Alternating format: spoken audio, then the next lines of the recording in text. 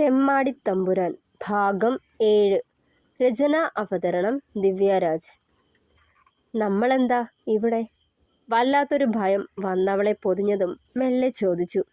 ഇത്തവണ മറുപടി രൂക്ഷമായൊരു നോട്ടമായിരുന്നു. അമ്പിളി വേഗം മുഖം കുനിച്ചു കളഞ്ഞു.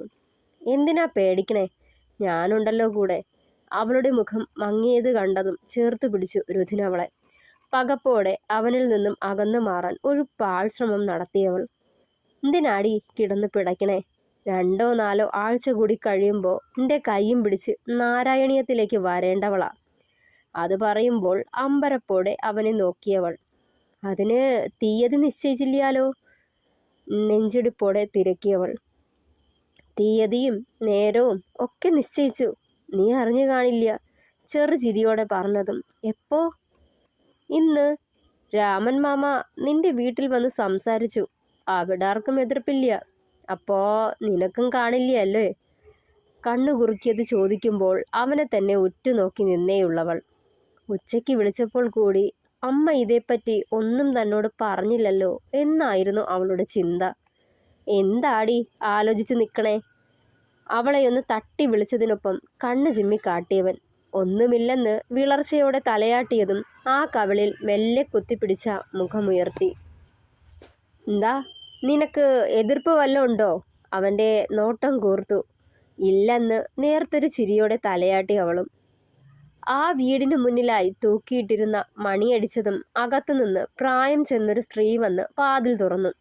അവനെ കണ്ടതേ ചെറുപുഞ്ചിരി വിടർന്നു അവരുടെ ചുണ്ടുകളിൽ. ആരിത്? നാരായണീയത്തിലെ കുഞ്ഞോ? വന്നാട്ടെ. ഇതാണോ മോൻ കല്യാണം കഴിക്കാൻ പോണ കുട്ടി? നിറഞ്ഞ ചിരിയോടെ ചോദിച്ചതും അതേ എന്ന് തലയാട്ടി രുധിൻ. വലിയ മേസ്ത്രി ഇല്ലേ കനകാമ്മേ? ഏറിയ വിനയത്തോടെ അവനത് ചോദിച്ചതും അകത്തുണ്ട്. കുഞ്ഞിന്ന് വരുമെന്ന് തമ്പ്രാട്ടി വിളിച്ചു പറഞ്ഞിരുന്നേ. അതുകൊണ്ട് താലിക്ക് വേണ്ട ഡിസൈനൊക്കെ വച്ചിട്ടിരിക്കുക. ഞാൻ പോയി അദ്ദേഹത്തെ വിളിച്ചു വരാം പറഞ്ഞുകൊണ്ട് മെല്ലെ മുകളിലേക്ക് നടന്നു കനകമ്മാൾ. അവർ പറയുന്നത് കേട്ട് അമ്പരപ്പോടെ മുഖമുയർത്തി നോക്കി അമ്പിളി രുധിനെ. താലി പണിയിക്കാൻ കൊടുക്കാനാണോ നമ്മളിവിടെ വന്നത്? തലയാട്ടിയവൻ. അതിന് ഞാനും വരണമായിരുന്നോ? നിങ്ങൾ മാത്രം മതിയായിരുന്നല്ലോ? പതിഞ്ഞ ശബ്ദത്തിൽ ചോദിച്ചതും വല്യമ്മയാ പറഞ്ഞത് നിന്നെ കൂടെ കൂട്ടിയിട്ട് വരാൻ. നാളെ താലി പിടിച്ചില്ല, നീളം പോരാ, വീതി കൂടുതലാ, ഡിസൈൻ ഇഷ്ടായില്ല എന്നൊന്നും പരാതി വേണ്ടല്ലോ. കണ്ണാലെ അവളെ നോക്കിക്കൊണ്ട് പറഞ്ഞവൻ. താലി ആൺവീട്ടിൽ നിന്ന് ഓരുടെ ഇഷ്ടത്തിന് കൊണ്ടുവന്ന് ചാർത്തണതല്ലേ? അതിന് എന്ത് കുറ്റം പറയാനാ? നിക്കതിൽ അഭിപ്രായം പറയാനില്ല. ഞാൻ പറയില്ല. മുഖം കുനിച്ച് പറഞ്ഞതും എന്നാ വേണ്ട, അഭിപ്രായം പറയണ്ട. ഡിസൈനൊക്കെ ഞാൻ തന്നെ സെലക്ട് ചെയ്തോളാം. കൂടെ ഒന്ന് ഇരുന്ന് തന്നാ മതി. അവളെയൊന്ന് പാളി നോക്കിയവൻ. ഒന്നും മിണ്ടിയില്ല അമ്പിളി.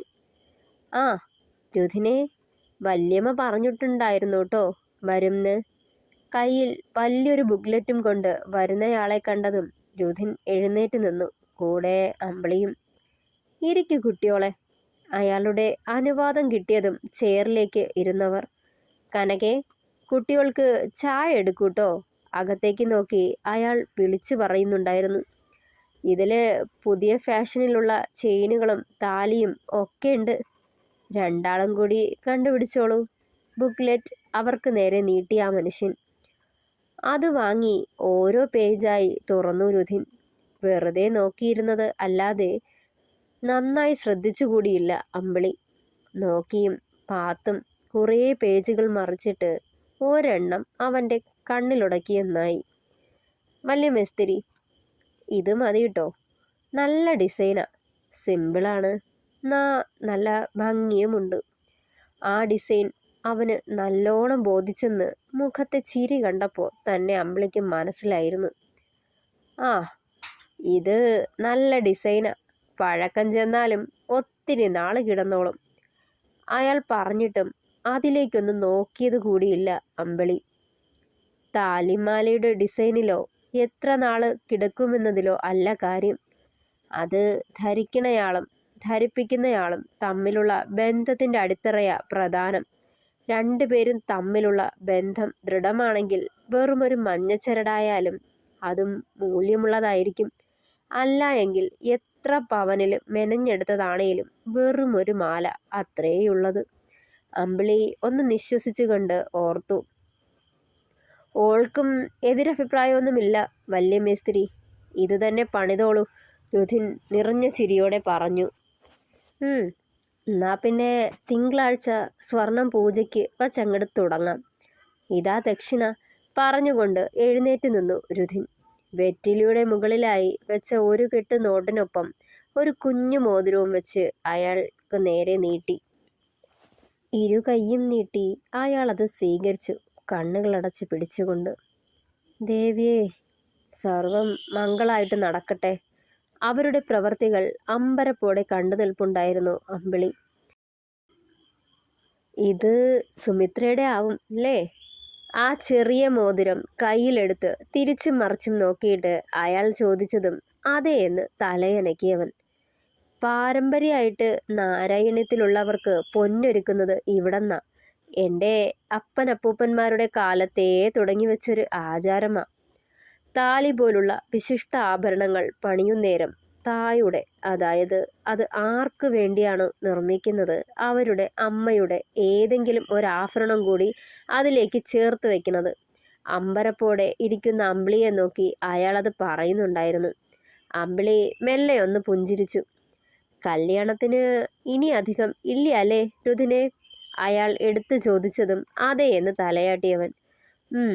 പണി തുടങ്ങിയ പിന്നെ 7 ദിവസം, അതിനുള്ളിൽ താലിയൊരുക്കി തീർക്കും.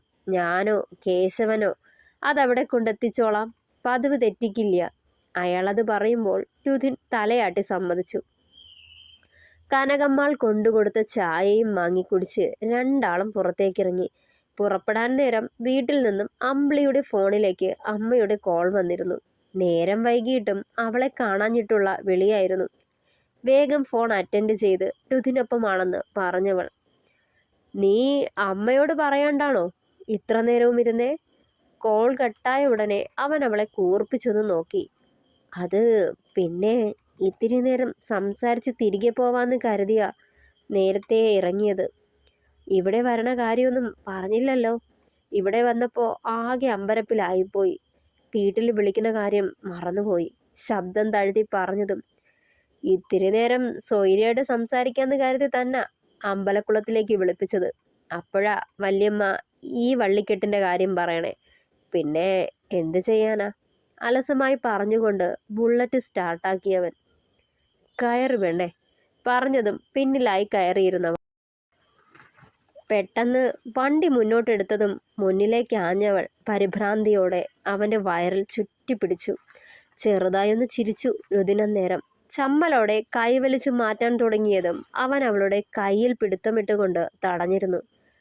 ആ കൈ അവിടെ ഇരിക്കുന്നേ കൊണ്ട് എനിക്ക് വേറെ ബുദ്ധിമുട്ടൊന്നും ഇല്ല കേട്ടോ, കുറുമ്പോടെ പറഞ്ഞതും അവൾ നാണത്തോടൊന്ന് പുഞ്ചിരിച്ചു.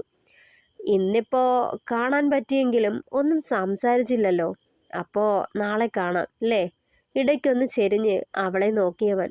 വേണ്ട, ഇനി കാണണതൊന്നും വേണ്ട. ഇന്ന് അയാളുടെ മുന്നിൽ ചെന്ന് പെട്ട മാതിരി പെടും, പേടിയാ. എന്തിനാ പേടിക്കണേ? നീ എൻ്റെ പെണ്ണല്ലേ. അയാളെന്നല്ല ഒരുത്തനെയും പേടിക്കണ്ട. ഞാൻ ജീവനോടുള്ളപ്പോൾ എൻ്റെ പെണ്ണിനെ തൊടാനുള്ള ധൈര്യമൊന്നും ഒരുത്തനും കാണിക്കില്ല. ഇത്തിരി കടുപ്പത്തിൽ തന്നെ പറഞ്ഞതും വല്ലാത്തൊരു കുളിർമ തോന്നി അവൾക്ക്. ഓരോ തവണ ആളിൻ്റെ നാവിൽ നിന്നും എൻ്റെ പെണ്ണ് എൻ്റെ പെണ്ണെന്ന് കേൾക്കുമ്പോൾ വല്ലാത്തൊരു സുഖമാണ് മനസ്സിന്, പുഞ്ചിരിയോടെ ഓർത്തവൾ. എന്നാ ഞാൻ പോട്ടെ. വീട്ടിലെത്തുമ്പോൾ ഇരുട്ടിയിരുന്നു.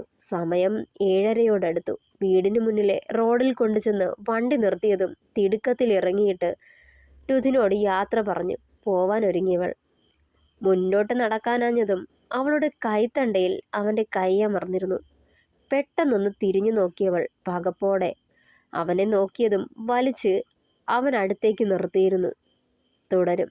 പ്രിയപ്പെട്ടവരെ, കഥ ഇഷ്ടമായാൽ അഭിപ്രായങ്ങൾ പറയണേ. ലൈക്ക് ചെയ്യുക, ഷെയർ ചെയ്യുക, സപ്പോർട്ട് ചെയ്യുക. Thank you.